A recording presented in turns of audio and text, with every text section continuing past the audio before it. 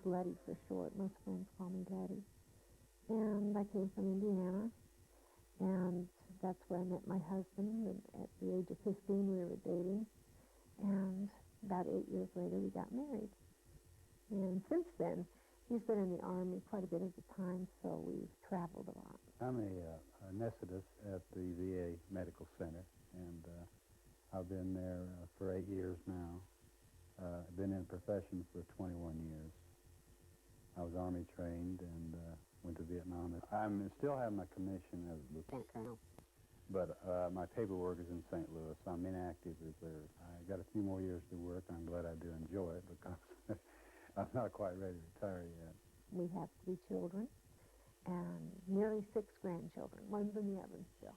I was working in a department store where I had a managerial type job, and it got so that numbers, I just couldn't make addition and subtraction. I was just, all my numbers were getting jumbled, and I knew that something seriously was wrong with my brain. I kept thinking maybe I was having mini strokes or something like that. But I eventually had to quit because the job just became too much for me to handle. And I quit thinking I had severe stress, and that if I quit and rested a while, I would be able to go back. So I did that. I quit. I rested a while. It did seem to get a little bit better, but that's because I wasn't doing numbers and wasn't having to do any orders and work with shipments and all the numbers that I had to do. So I tried to go back to work in a bank.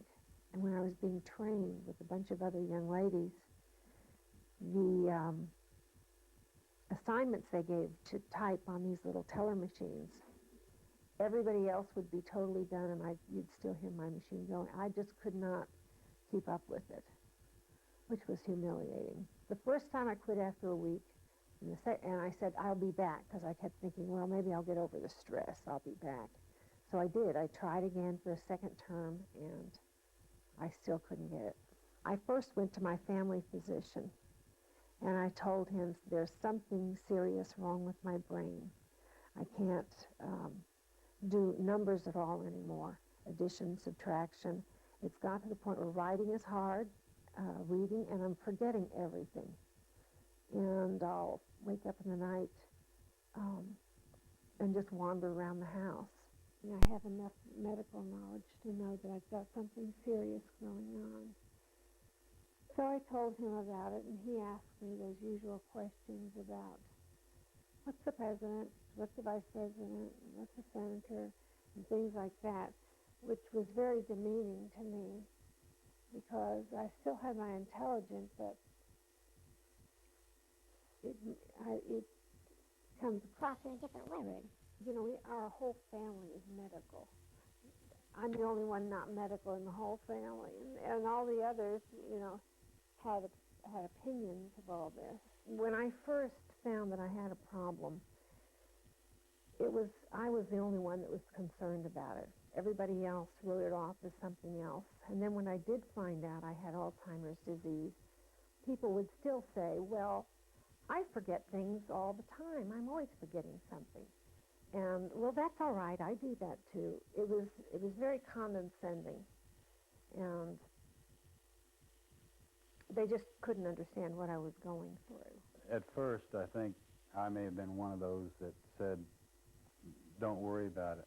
But as time went on, I realized that it was happening more and more, that she would misplace things or forget where she'd put things. I kept thinking, this can't be Alzheimer's, because Alzheimer's is for older people. We had, I think, several nights that we cried together about it because we didn't know the time limit we had. So every day we tried to make it count. We gathered them all here. Actually, it was around Thanksgiving, so even her sister was here from California. We set them down in the living room here, and we read the letter to them, explained everything as we were told. I didn't think it possible that my mother, who was so young, could possibly have Alzheimer's, which I always thought was something that people got when they got older. It took several days of of coping with it. And once I got information on the disease and read it, I actually was surprised to see how much this book seemed to be following my mother's reactions and actions. Things that scared me, I have no explanation as to why they scared me, but large crowds, I would panic, and malls. I do write notes, but then I lose them. I guess I'm not that logical that I can form a routine. I stay busy, but I don't think that I'm really coping. I don't think that I'm able to help myself that much. Writing a check. This happened one time. I wrote a check, and the woman handed it back to me and said, "What am I supposed to do with this?" And I had no idea what she was talking about. And so the woman behind me was very compassionate and said, "Let me see what the problem is." And she looked at the check, and I hadn't written the amount. I'd only written who it was to, and I signed my name. And that terrified me so much. She doesn't drive anymore. I was driving Meals on Wheels for people at the church, and I didn't realize that this could happen, but I got lost. Every time I went out, and the last day, the last lunch that went out was 4 o'clock, and all of them had been turned upside down at one point, and it was a mess. The church was getting calls, "Where's my meal?" And I was out lost.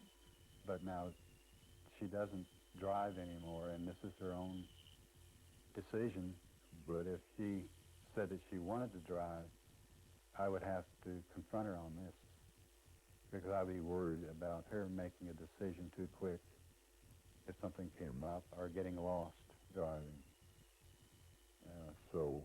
But she hasn't been forcing that issue at all.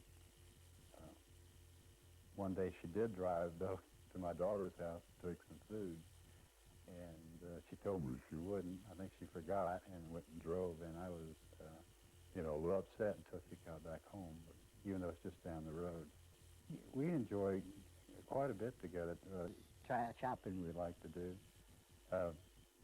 She's still a lot of fun to travel with. We always have a great time. And we love to eat out. Right?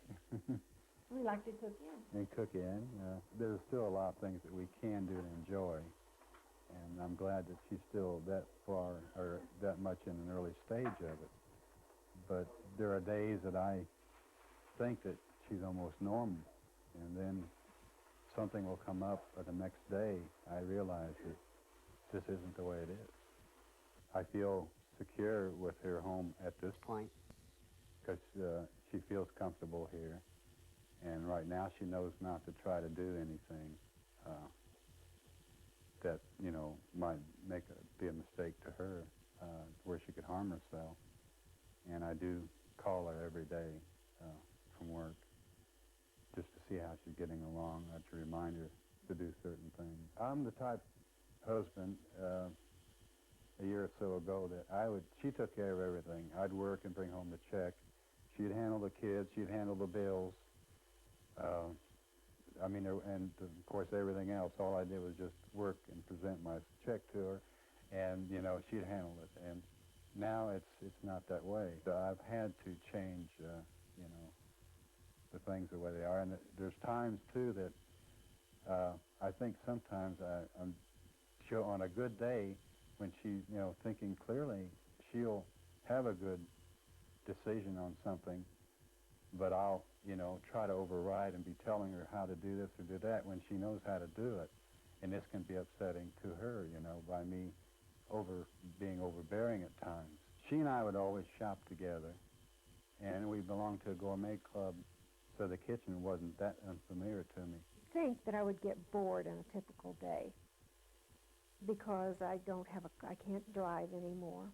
I can't get too far from the house because I'm afraid I'll get lost. But a typical day is being very busy for me. I go arranging things all the time. I've got notes to write. I'm very busy, but I suppose if you asked me what I did, it wouldn't seem I was so busy. It's just that it takes me 3 or 4 times as long to do anything than it used to. And when George walks in the door when he's through with work, I always think, oh, what is he doing home so early? I never expected to see him. It seems like the day just flew by. It's just that I'm much slower. It takes me much longer to do everything. Cleanliness or fixing myself up, doing my nails. The job that I had was a very good job. I was the department manager of cosmetics for Belk Store Services. And, oh gosh, I lost my train of thought. Well, makeup is the one thing that amazed me. I lost disability.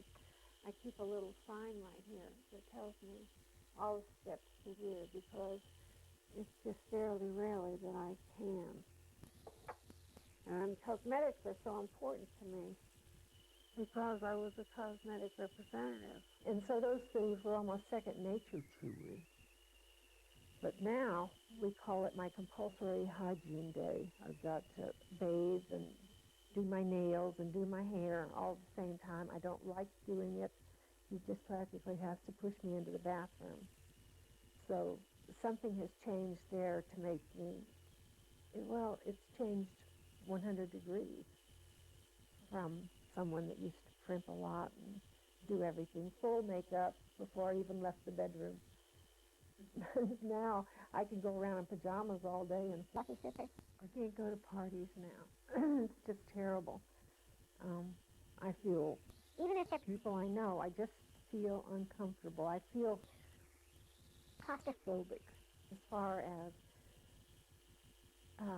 people talking past me to somebody else or to people talking about me to another person while I'm standing right there. I think they feel like with Alzheimer's, maybe I wouldn't understand what they were saying. But this one instance, it was in a church. This woman was trying to get me to do something, and she never spoke directly to me. She always spoke to my husband and said, let her do this, and if she feels comfortable doing this. And I really resented that because I could have understood her, and even if I couldn't understand her, he was there to help me. But I felt like I was being left out. When I distance myself from my mother-in-law because I'm afraid of some of the things I may say, because be real sarcastic with her now can confuse her a lot and get her in a mood. I do go to support group meetings that do, and they have, some of them have been helpful and some of them haven't. It's just depending on what the topic is at the time.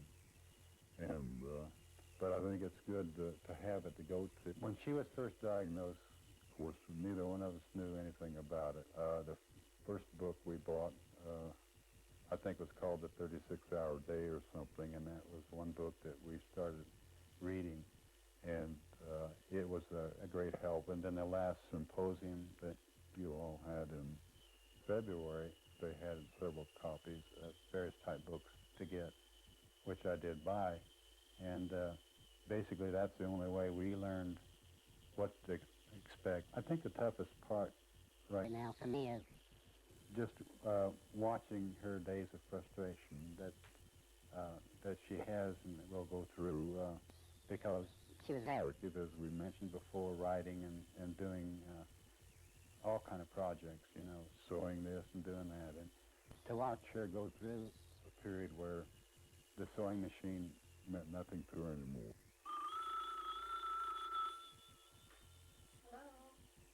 I don't have any difficulty answering it, especially if it's one of my kids or a good friend. But if it's a stranger, I usually don't understand what they're trying to say, so I just keep saying, no thank you, no thank you. When are they going to get that? I think I bought something last week. We're going to find out. You know, what process that we had that she totally forgot, you know, was just learning, but she couldn't learn any more on it. And there's only certain things that I can do to help her is to be there for support. For taking a big pill, I'd have to be careful. So from now on, I take my big pills when he comes home. The only way we found to take medication successfully is my husband has this pill box, And in 3 sections is my morning, noon, and night Meds. Now, I'll know when I take my morning meds because that's empty. That's the only way I can do it. If he loaded a bottle of pills out for me, I'd probably take them all.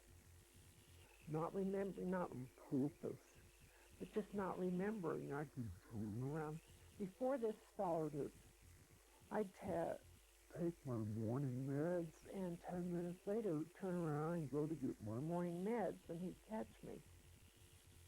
I say, I don't remember taking my morning meds. But you did. You did take them. And I love to write. I love to read. And all those things have been taken away from me. When I do write, it's not a good quality. My grammar's bad. My spelling's awful. And I never had problems with those before. But I'm going to keep at them. If it takes me all day to write one page, I'm going to keep at it until I can't do it anymore. But it's harder and harder. For each of my grandchildren, I wrote a book introducing myself to them because I feel like they'll never know me because I'll either be dead or I'll be not responsive. The main thing I'd like them to know is that I was a good wife, a good mother, a good grandmother, a fun grandmother, and that I was creative, and that I was tolerant of all people. They're such cute children. I just hope I can be around for a little bit longer to watch them grow. This weekend we're going to be taking care of all 4 babies while their parents go to a concert. And as much screaming and yelling as they do doesn't seem to affect me. If anything, I'm more childlike than ever. I wrestle with them. Yeah, they're fun. I can sit with the grandbabies and read them entire books, but yet I don't understand what it says. Children do. Because after 2 or 3 paragraphs, I've lost. Sponge is all saturated, and I've lost the ability to sponge the meaning of the book in. Well, I think for both of us, Best right now is if we have a routine that's safe for her while I'm at work, and that we talk things out. Well, I still am a good cook, but I have to wait for him to come home before I can start cooking because I had a few fires on the stove. So we can't trust me to cook while I'm home alone. Now, when he does come home, I'll start dinner. For the most part, I'm still a very good cook. What do you think? Yes, that's true. Mm-hmm. With my mother, whenever I'm here with her, I try not to overwhelm her. I have a bad tendency to ask a lot of questions when I get excited about something or talking too fast. So I try to slow down my questions, ask one thing at a time. If I hear yes, I'll stop. I'll stop talking for a while, let her gather her thoughts, and then I'll conclude with what she's asking me. With my dad, I usually always try to be upbeat for him. I think he needs that support. I think he needs every once in a while. I think he needs someone to be a little cheerful. So when I come over, I try to always be very cheerful. Both these kids seem very loving. They love to cuddle, they love to hug, and I think it's something that with my parents means a lot to them. They love being with my parents. If they could have it their way, they would be here all the time. Oh, well, I'll tell you one thing that inspires me is my family and friends. They're always badgering me about, buddy, you've always been a strong fighter and you can fight this. I try to tell them I can't fight this. But it makes me feel good that they do. They are my little cheerleaders. And I do the best I can, but for us fighting it, that's out of my hands. Hopefully all this that we're doing will help get funding for Alzheimer's so that still have a cure for our children when they grow up. As I lose memories, like if I did something yesterday and I lose that memory, it peels away to a memory that I had long forgotten. And I've come up with the darndest things that I have thought I'd forgotten years and years ago.